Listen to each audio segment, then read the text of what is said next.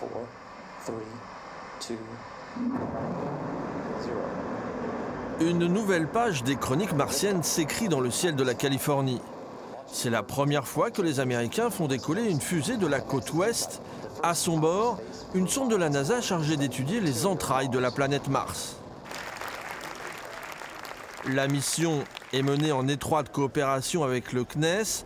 L'agence spatiale fournit le sismomètre, un appareil conçu pour ausculter les palpitations de la planète rouge, un défi extraterrestre pour les chercheurs français.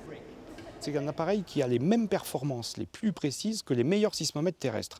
Or, les meilleurs sismomètres terrestres, si vous les mettez dans une fusée, au bout de quelques secondes, ils ne marchent plus. Or là, il va falloir qu'il décolle, qu'il traverse l'espace 485 millions de kilomètres jusqu'à Mars, qu'il se pose en déployant les pieds ou en larguant le bouclier thermique. On prend 2 à 3 000 G en une fraction de seconde.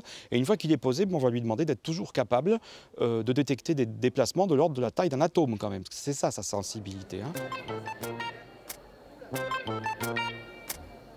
À l'aide de ce bras robotisé, l'instrument de mesure sera posé sur le sol martien.